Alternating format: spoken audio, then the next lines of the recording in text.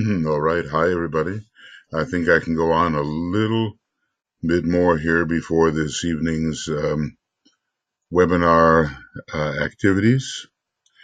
We're on number 23, program 23 in the externalization of the hierarchy. And we do recall, don't we, that Master DK was emphasizing the fact that the neutral nations, and maybe it refers to our neutrality in the act of discipleship, were not helping at all with the danger that the Axis powers presented to freedom in the world. Now, I looked this up a little bit more. These were some of the neutral nations who stayed neutral, and they were Andorra, Ireland, that is the Republic of, Portugal, Spain, Sweden, Switzerland, and the Vatican. They stayed neutral to the end. However, Portugal, Sweden, Colombia, which was not mentioned in the first, and Switzerland all helped the Allies by supplying, quote, voluntary brigades to the United Kingdom, while this is interesting, Spain, which had its experiment with fascism under Franco, Spain avoided the Allies in favor of the Axis. So now, when he talks about these neutrals, we know of whom he is speaking. Portugal and Spain being so close, Portugal did contribute later, as did Sweden and Switzerland, and Spain went against that trend. Now, here we are at number 23. I just have to find it here. And here it is. All right. So this will probably be simply an hour program or so. In all the above, you have an attempt to portray the wider vision with its demanded practical effort, and also an indication of the larger possibility which faces humanity. It is in truth for this that the Allies fight, and against which Germany today rallies her war machine, the larger possibilities which face humanity, and this is exactly what Germany, under the influence of her nefarious sponsors behind the scenes, was trying to stop. Probably the German people themselves would not attempt to stop this, but they had, because of their vulnerability, their impressionability under Pisces, they had fallen victim to the glamour-producing Black Lodge. So, what now of the immediate present, and what can the individual do to aid the cause of humanity and arrest the tide of evil?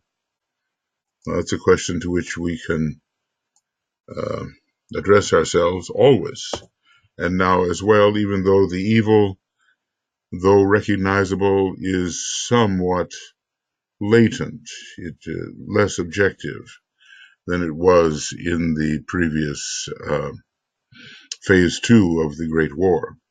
If he is fighting already upon the side of the forces of light and of the Allies, he knows his destiny and service. Okay? But what of those who question what they can do and yet are eager to see clearly and to play their part with right vision, when right vision is theirs? All right, so DK is trying to, let us strengthen those who are uncertain and undecided. That is his attempt here. Now, so a number of points emerge here.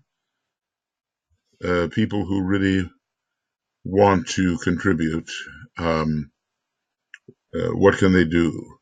They are eager to see clearly and play their part when right vision is theirs. And so Master DK is attempting to provide them with some of that right vision which they which they crave. Okay, first, eliminate prejudice, national pride, and religious antipathies out of your consciousness.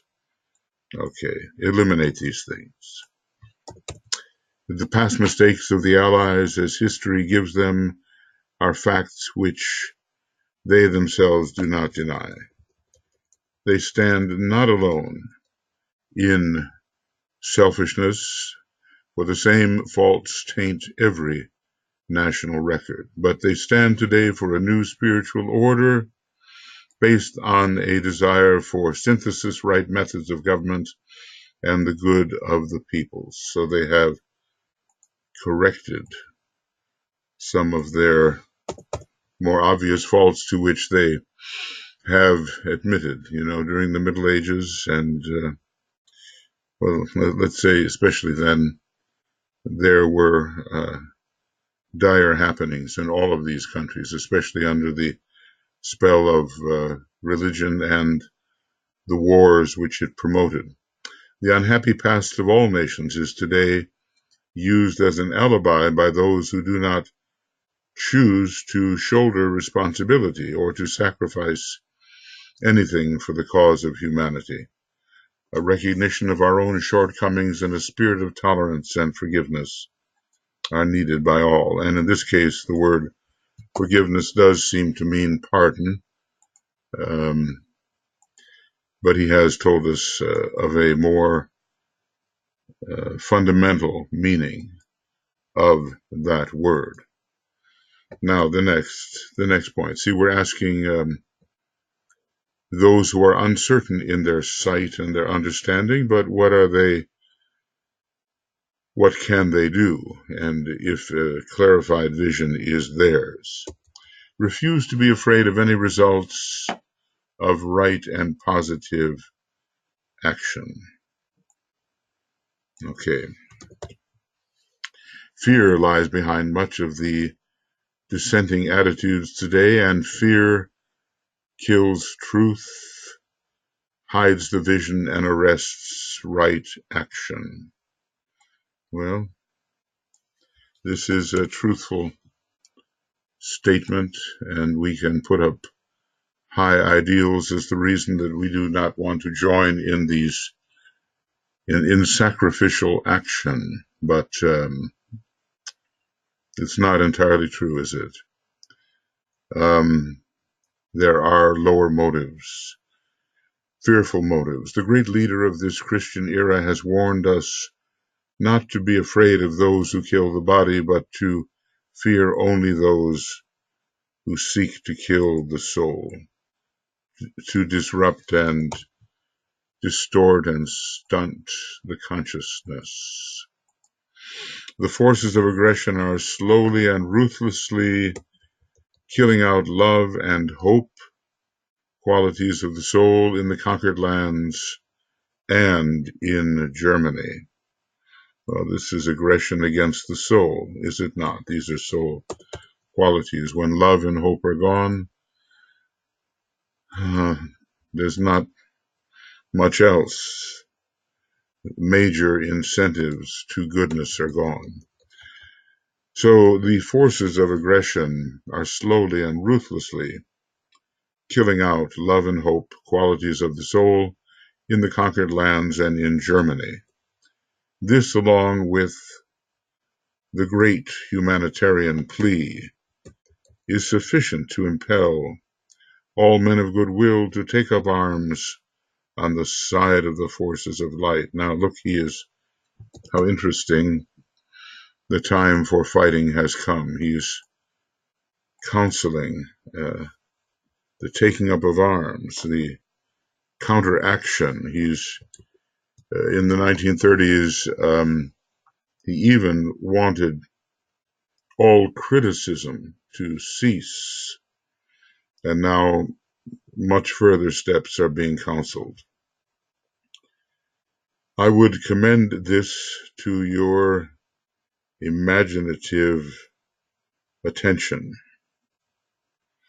The huge humanitarian suffering and the killing out of love and hope. It mobilizes all true people of goodwill.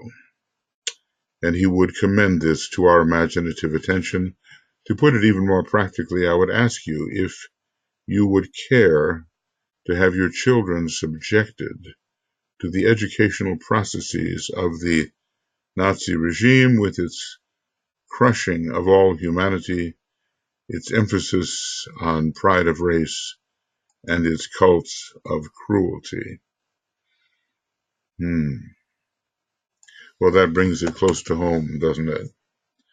And, we have been told of how the SS trained its members in cruelty, types of cruelty that I do not want to even repeat here, but they were to carry out certain acts which, under normal circumstances, would be considered ghastly, but they did it because it supposedly strengthened their will, and will was everything. Remember, what is it, that movie or documentary, Triumph, The Triumph of the Will, Leni Riefenschneider?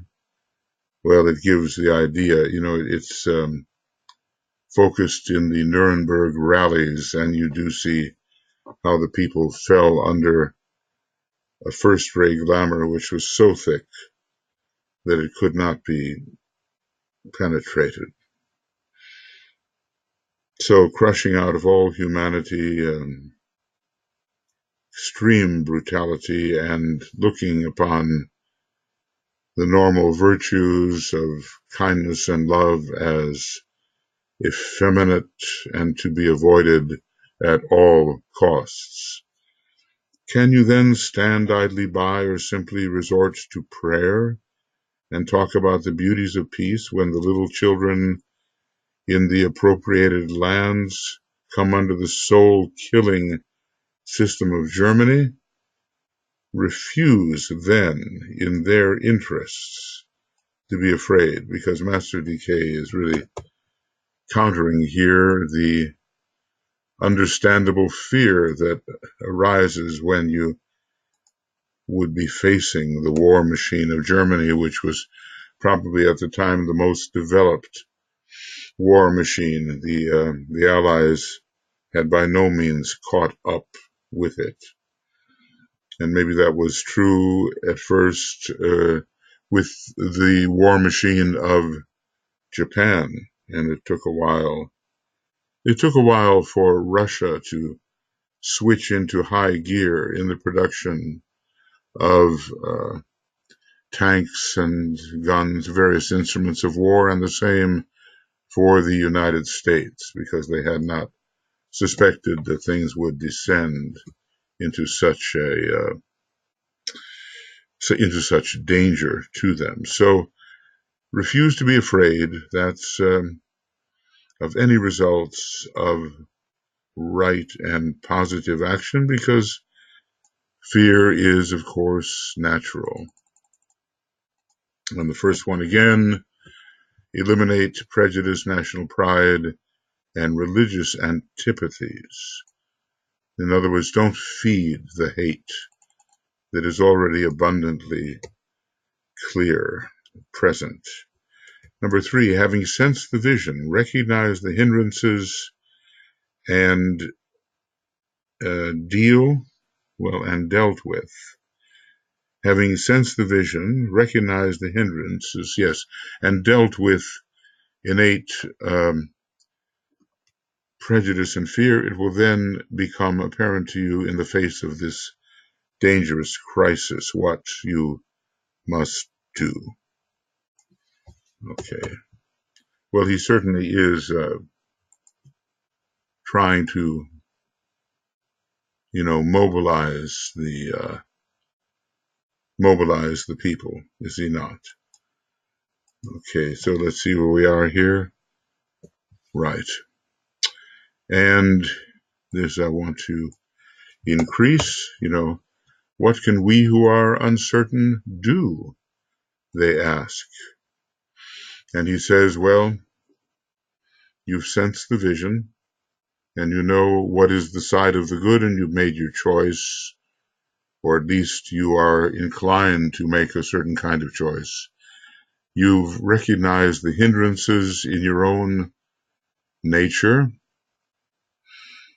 and in the world to a better way eventuating.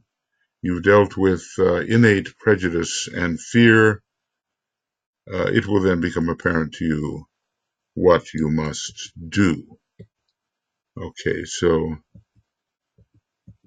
this is,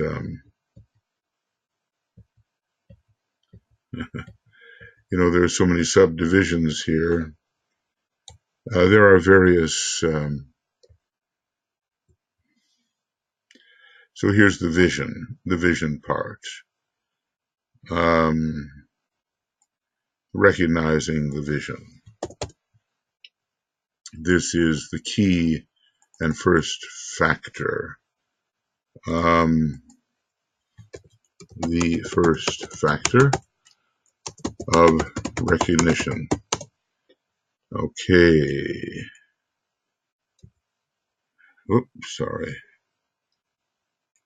This is the word first. Okay. Then maybe there's a second one here. We would certainly find it by reading through. Okay. And when the vision of the new world order has been grasped, the next step, okay, step 2, will be to study the factors which are hindering the materialization of the vision. Okay. Study these factors, recognize the vision, study what's preventing it from happening, and now the final section here.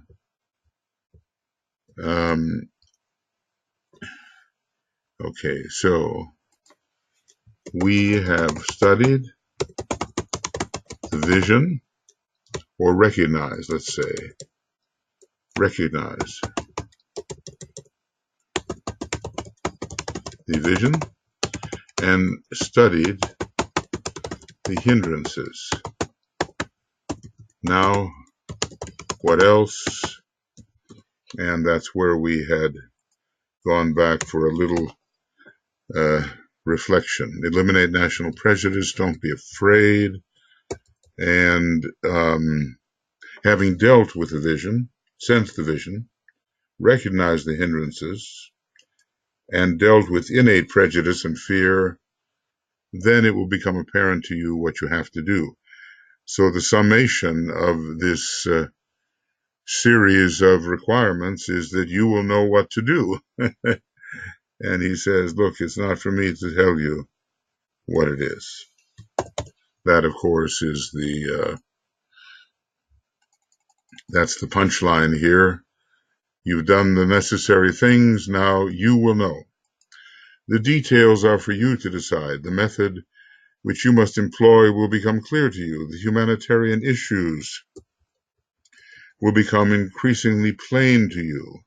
You will then range yourself on the side of the forces of light and will uphold the hands of those who are fighting for world peace and security preparatory to the inauguration of the New World Order, This you will do with no thought of self. You will face life truly and sincerely with a fully dedicated sacrifice of time, self, money, and if need be, of life. You will realize dynamically what the attitude of the passive onlooker, that the attitude of the passive onlooker is not that of the agent of the forces of light or of the lover of humanity. Yes, quite see how he led us into that and this kind of exhortation. So we have basically a sensing the vision, recognizing the hindrances,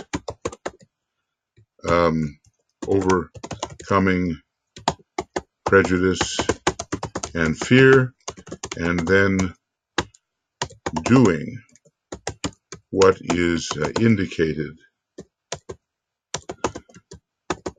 within you. Yes. And let's say all this is given to those who have not yet really decided where exactly they stand between the two forces, though I would say leaning towards the allies, I would say so.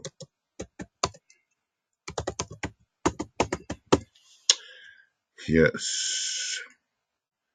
Okay. Now, there's another factor here.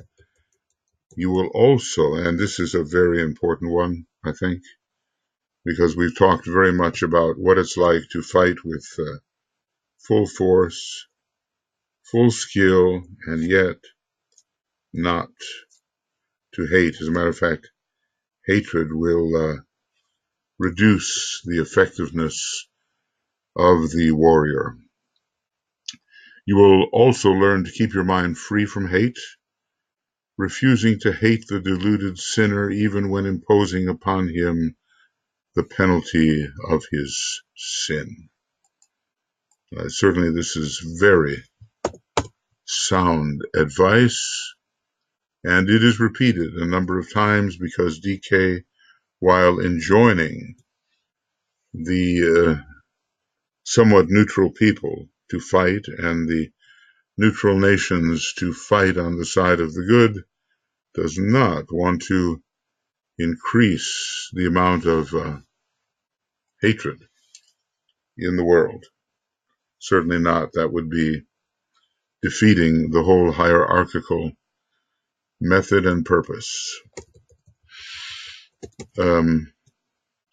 Hate and separation must cease, and they will cease as the individual aspirant stamps them out in his own life. The great error of the neutrally minded and of the pacifist is his refusal to identify himself constructively with human pain. Now that's a very interesting statement. So measure yourself against it. All kinds of very unhappy things are going on in the world.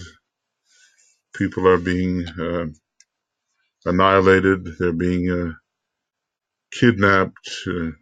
They're being violated. Do we identify ourselves constructively with the human pain they're caused?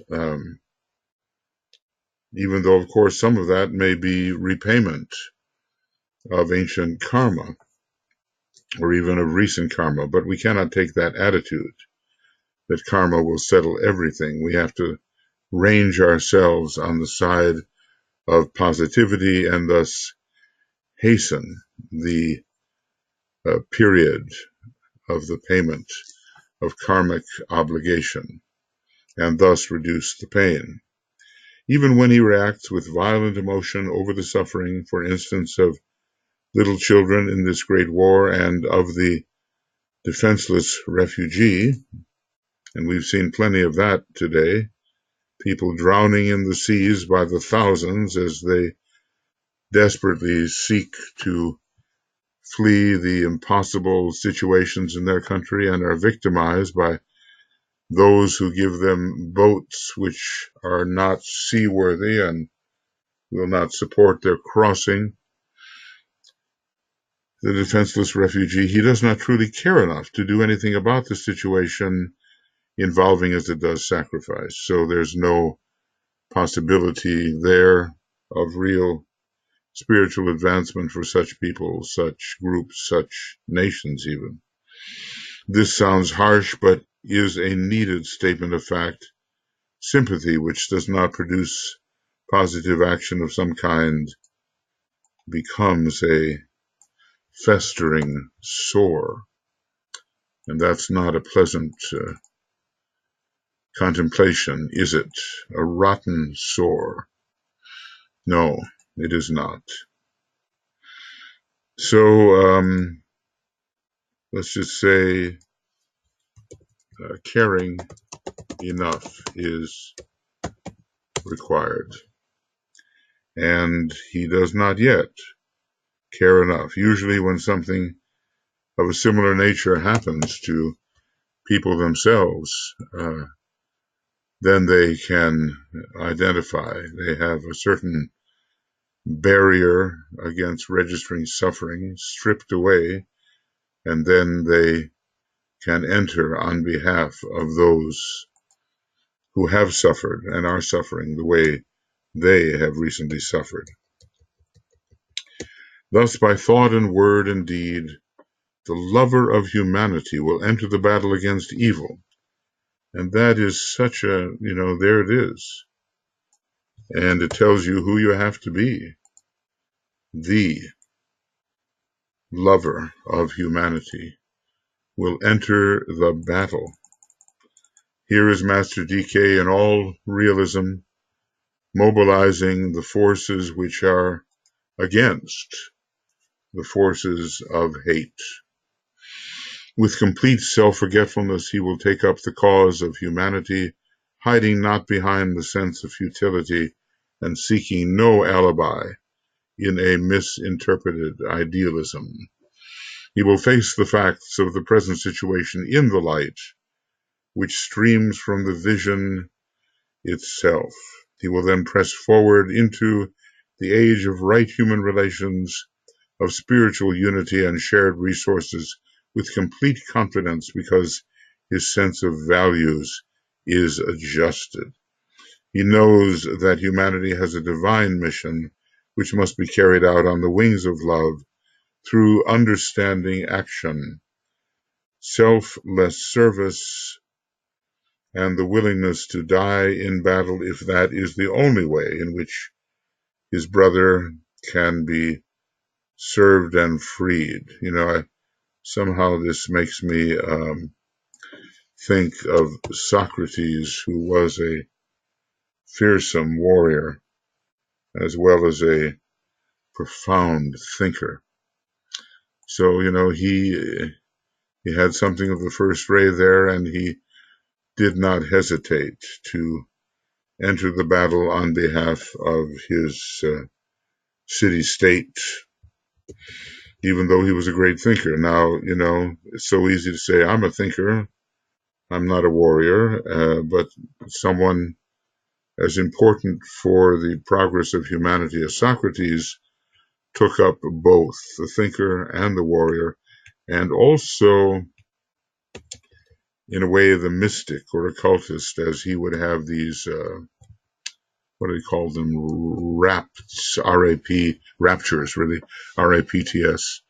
And he was said to stand motionless on the spot for hours and hours and hours as he was engaged with his daimon, probably his solar angel, his higher angelic guide, D-A-I-M-O-N. It's not demon, but daimon. Well, the great people of the world have done many things that show that they are adequate to the task along contrasting lines.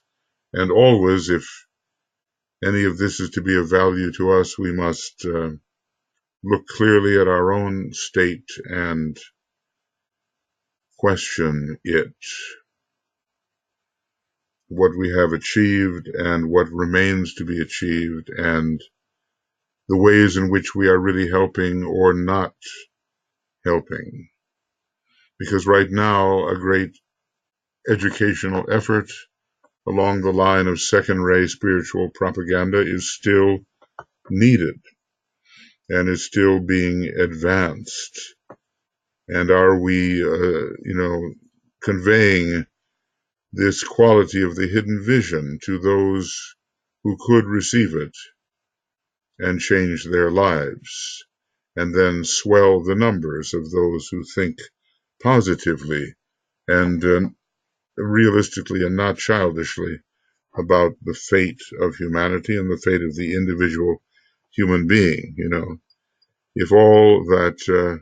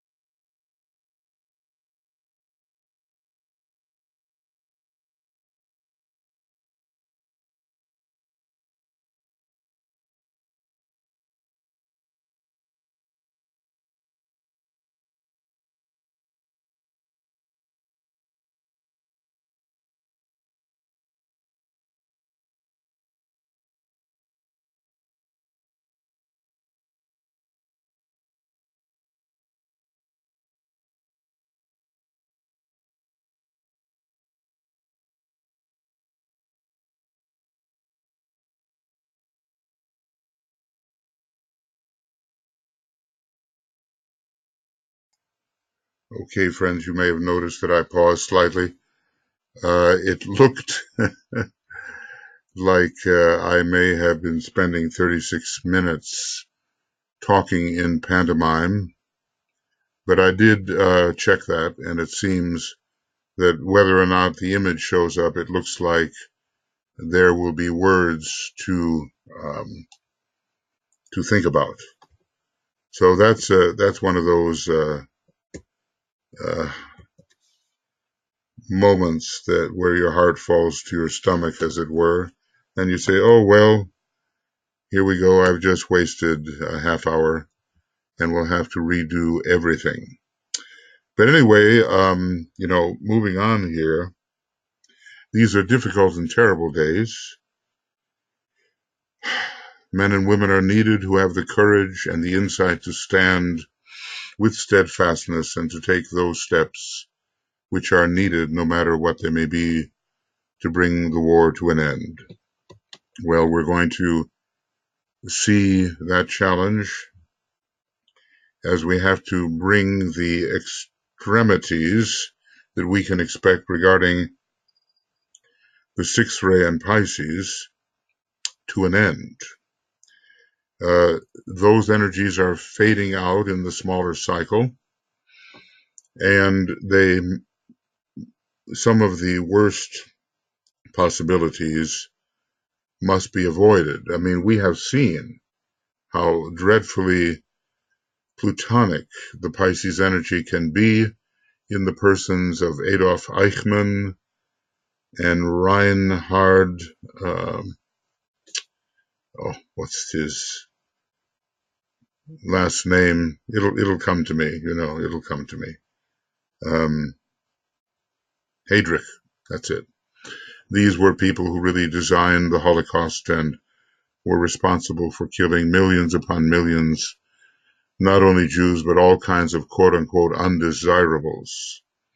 It's as if they had no compassion whatsoever, and they were born in Pisces, and Pluto would have had to be very strongly the planet of death. Anyway, vast sections of humanity can do no more than acquiesce in the unhappy fate which has overtaken them. They are unable to think or pray or even to summon faith to their aid. They feel without hope. For them you must think, for them you must pray, for them you must have faith, and above all else at this time, for them you must act. You can understand, can't you, and how fear and trembling of a negative kind had overtaken many people, and they were literally paralyzed with fear. Paralyzed. The work of reconstruction, the forces of reconstruction under Gemini, lies in the future. So many good things happened under Gemini. A great climax in the second ray energy was reached in 1943, and then it seems that in relation to that sign, the Christ made a decision about returning in physical form to the visibility of humanity, and then the reconstruction following the war took place involving the forces of reconstruction ruled by Gemini. The work of reconstruction lies in the future. The demand today is for the building of a bulwark of defense around humanity. What can we call it? If I can, great defending wall of a human kind. Now, walls can be truly protective, or they can be psychopathological, dividing one area of the psyche from another, creating compartmentalization so one doesn't have to face what is really in one's psyche, and especially in the less conscious part of one's psyche. The demand today is for the building of a bulwark of defense around humanity, then, having fulfilled every physical plane requirement, to stand immovable. And there is a big occult hint about how one fights these negative forces, the immovability of one's position, and having done all to stand. Isn't it, in the words of St. Paul, and DK draws those words to our attention, having done all to stand. And it's interesting because it's sometimes associated with the fourth ray, which is so conditioning in the case of the human kingdom and in the case of the human creative hierarchy, hierarchy number 4, having done all to stand. But you must stand with faces turned towards the enemy of the souls of men, ready to do battle, literally and physically, ready to take every needed step to drive the enemy back, and ready to sacrifice to the uttermost so that he may advance no further. You know, I'm throwing in a few quotes from various movies, and one of the greatest mythological presentations lately has been the film version of Tolkien's Lord of the Rings. And you know, this the Balrog is a demon nobody would want to face, but Gandalf the Grey does face him, and basically with the power of his staff, you know, he stands there and says, "You may not pass. You shall pass no further," and then enters into a great battle with that demon as they fall through the air down into ever lower areas of this vast intra-mountain cave. You shall not pass. That was somehow a great moment. And but the little bit of the tail of the demon caught him by the foot as the demon was falling down the crevice and dragged him down as well. So there's no way to avoid confronting the evil factors. No way to avoid that. Not only within humanity, but of course within oneself, which qualifies one to confront those evil factors within humanity. Your work will therefore be of a threefold nature. On the levels of mental consciousness, your vision of the need and of the future will be clear, inspiring you and enabling you to be a source of strength to all around you. Your faith will see behind the obvious to the substance of things hoped for, the evidence of things not seen, as the initiate Paul expressed it. Your thought will then be anchored in right action, soul directed. All right, so this is the threefold method of standing. So on the level of mental consciousness, he's given us the attitude which we must exemplify. Sorry about this cough. I've only had it for 50 years or more now. More, actually. Never drink 6 cups of coffee in a row. I've had it since I did that as a young person, demonstrating what has always been a characteristic, what is the word? Moderation. Moderation in my life. Okay. Now, on the emotional side of life, you will find no time for idle tears or for vague, sympathetic talk, because you will be completely identified with what is going on, and all emotional energy will be directed to the pursuit of every available mode of practically alleviating the pain. The heart energy will be occupied with the task of giving understanding so that there is no scope for the usual emotional solar plexus reactions. This is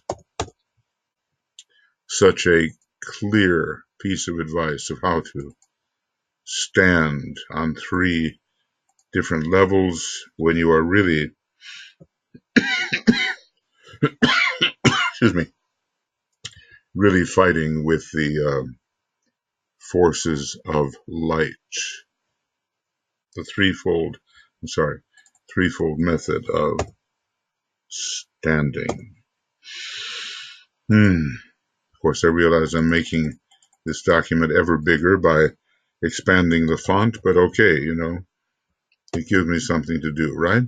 On the physical plane, you will not be occupied with the problem of what to do because every physical effort, time, and personality emphasis will be directed to the shouldering of your due share in arresting the forces of aggression from any further advance. Now think of it, well, where did the advances stop?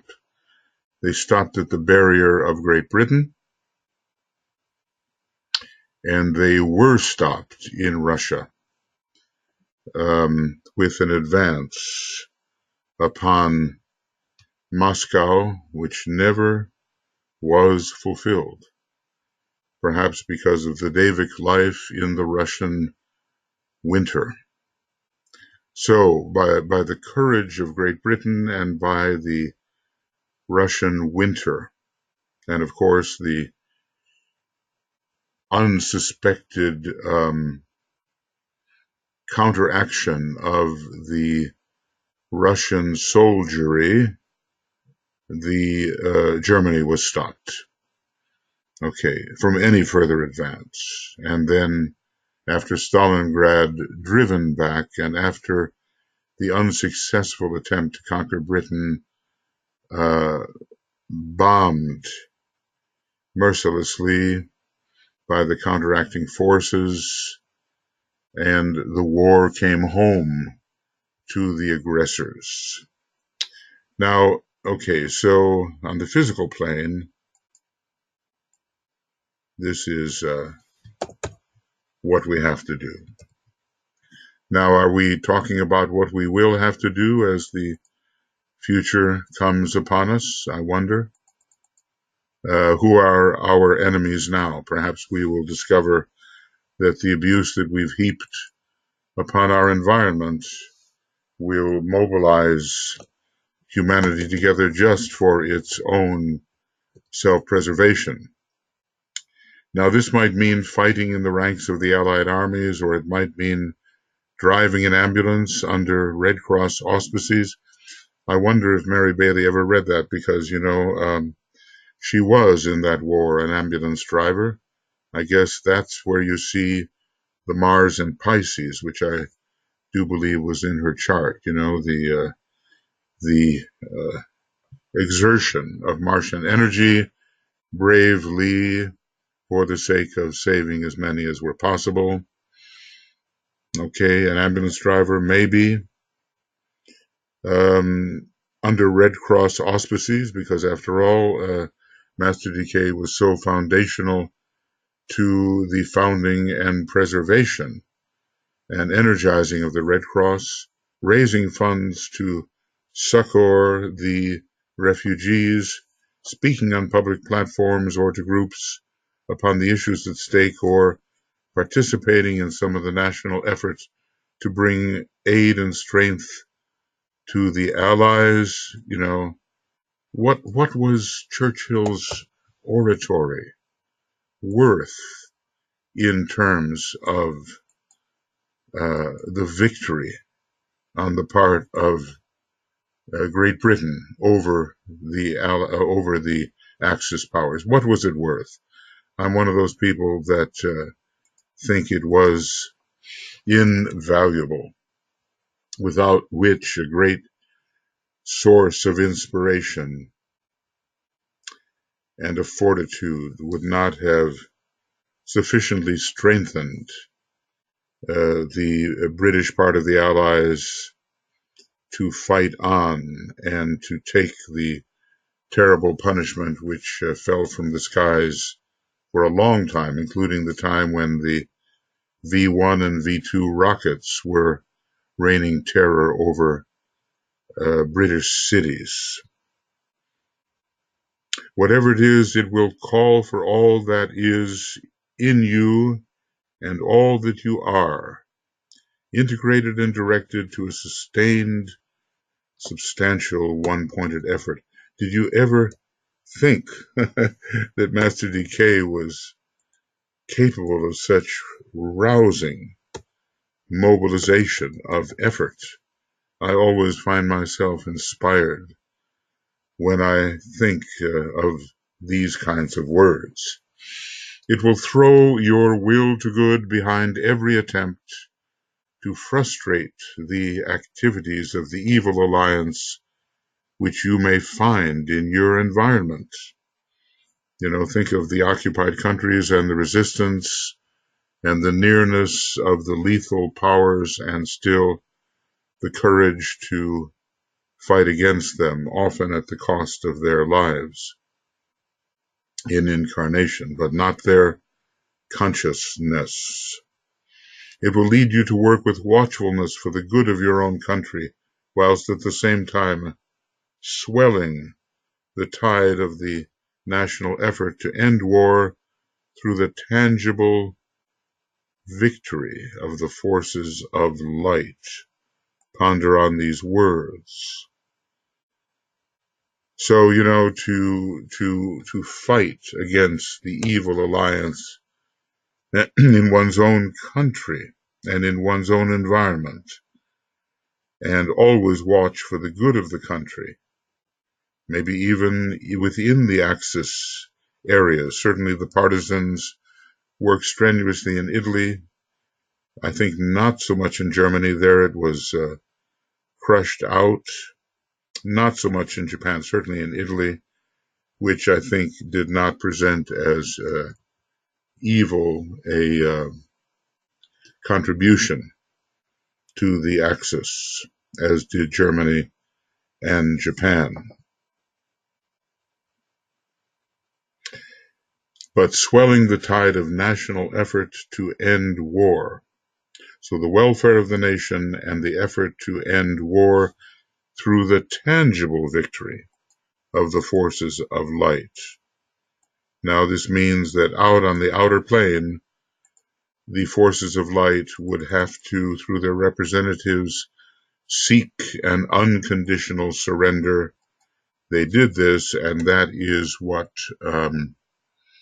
DK commended. Now you may remember that in the American Civil War, the South realized it was losing and sued for peace before they were completely overcome. This was denied by Lincoln, and their requests were rejected, a good thing too. And here, the same. There were those who sought to contact the Allies to seek an early peace so that the country would not be destroyed and so forth, but DK said that the Allies were correct in seeking an unconditional surrender. The goodwill effort of the world, which I sought earlier to inaugurate and synthesize, has passed through a negative stage and through an interlude wherein it was not possible to work actively. So this is his explanation of why during the 30s and reaching that high point in 1936, he so strove to eliminate all hatred and flood the world with such goodwill that the precipitation of the war need not happen, but it happened. So he worked hard, very hard, inspiring those he could reach to inaugurate and synthesize humanity's interaction through goodwill, but it's passed through a negative stage now at that time, and one could not work there actively in that. One had to battle. The needs of the new group of world servers call it now into a renewed positive activity.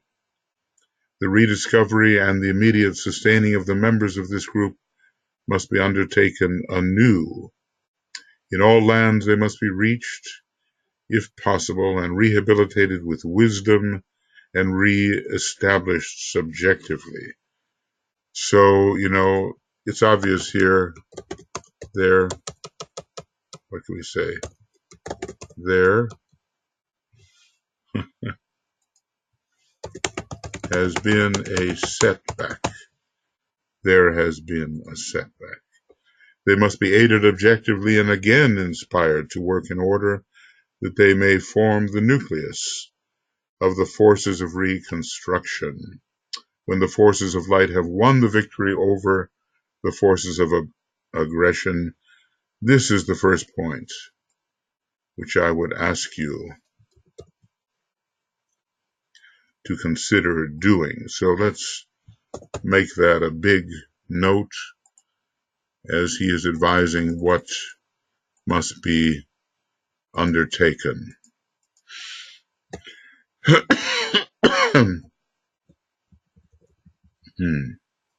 Well, I think, I have not wanted to have as short a program as 1 hour, although, some may sigh with relief that it is only 1 hour. It's page 244. Yeah, well, we're just about to get into the great invocation, 244 to 248.